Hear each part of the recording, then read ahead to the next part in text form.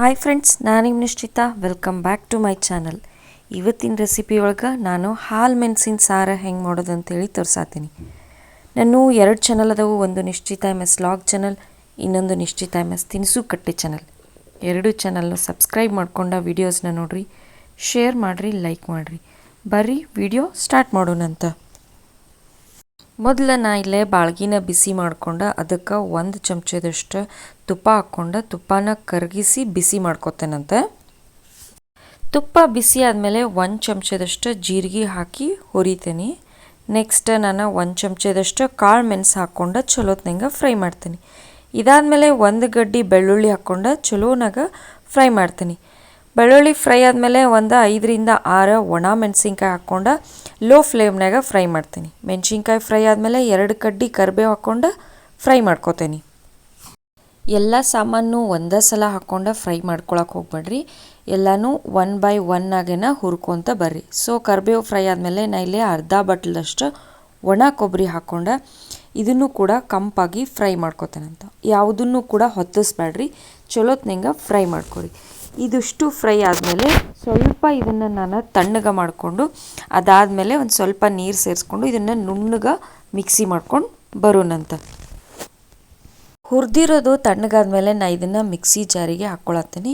ಇದಕ್ಕೆ ಒಂಚೂರು ನಾನು ನೀರು ಸೇರಿಸಿ ನುಣ್ಣಗೆ ಪೇಸ್ಟ್ ಮಾಡ್ಕೊಂಬರ್ತೇನೆ. ಫುಲ್ ಫೈನಾಗಿ ರುಬ್ಬಬೇಕು ಇದನ್ನು. ಸೊ ಬರ್ರಿ ಮಿಕ್ಸಿ ಮಾಡ್ಕೊಂಡು ಬರ್ತೇನಂತ. ಸೊ ನೋಡಿರಿ, ಮಿಕ್ಸಿ ಮಾಡಿದ್ಮೇಲೆ ನುಣ್ಣಗೆ ಪೇಸ್ಟ್ ಎಷ್ಟು ಚಲೋ ಸ್ಮೂತಾಗಿ ಬಂದೈತಿ. ಈಗ ಇದನ್ನು ಸಾರು ಮಾಡೋಣಂತ ಬರ್ರಿ. ಸಾರು ಮಾಡೋಕ್ಕೆ ನಾವು ಒಂದು ಬಾಳ್ಗಿಗೆ 1 ಚಮಚದಷ್ಟು ತುಪ್ಪ ಹಾಕ್ಕೊಂಡೇನಿ. ತುಪ್ಪನ ಕರಗಿಸ್ಕೊಂಡು ಚಲೋತ್ನಂಗೆ ಬಿಸಿ ಮಾಡ್ಕೊತೇನಂತ ಈಗ ಇದಕ್ಕೆ 1 ಚಮಚದಷ್ಟು ಜೀರಿಗೆ ಹಾಕ್ಕೊಂಡೇನಿ. ಜೀರಿಗೆ ಚಟ ಚಟ ಅಂದಮೇಲೆ 2 ಕಡ್ಡಿ ಕರಿಬೇವು ಹಾಕ್ಕೊಂಡೇನಿ. 1 ಗಡ್ಡೆ ಬೆಳ್ಳುಳ್ಳಿನ ಇಟ್ಕೊಂಡಿದ್ದು ಹಾಕ್ಕೊಂಡೇನಿ. 2 ಒಣ ಮೆಣಸಿನ್ಕಾಯಿ ಹಾಕ್ಕೊಂಡು ಚಲೋತ್ನಂಗೆ ಫ್ರೈ ಮಾಡ್ಕೊತೇನಂತ.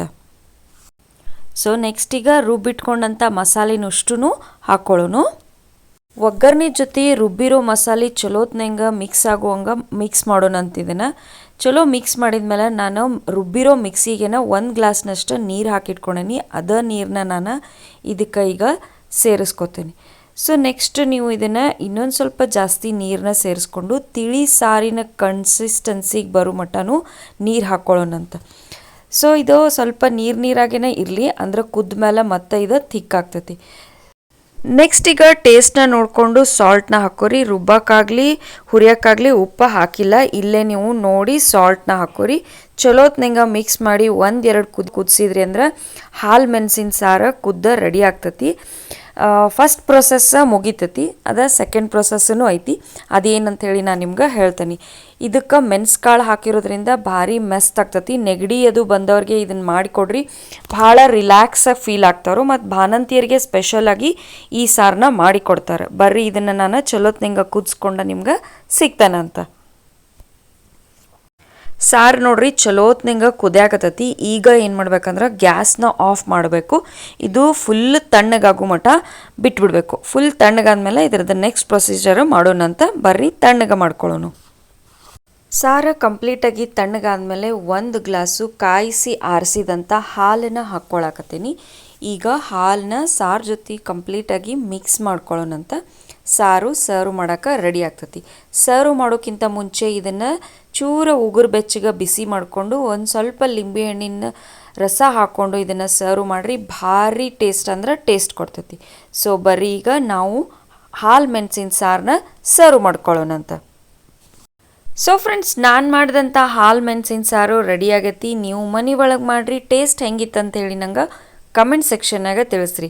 ನಾನು 2 ಚಾನಲ್ನು ಸಬ್ಸ್ಕ್ರೈಬ್ ಮಾಡ್ಕೊಂಡ ವೀಡಿಯೋಸ್ನ ನೋಡಿರಿ, ಶೇರ್ ಮಾಡಿರಿ, ಲೈಕ್ ಮಾಡಿರಿ, ನನಗೆ ಸಪೋರ್ಟ್ ಮಾಡಿರಿ. ನನ್ನ ವೀಡಿಯೋಕ್ಕೆ ನೀವು ಲೈಕ್ ಮಾಡೋದ್ರಿಂದ ನನ್ನ ವೀಡಿಯೋಸ್ ಭಾಳಷ್ಟು ಜನರ ಮಟ್ಟ ರೀಚ್ ಆಗ್ತಾವೆ.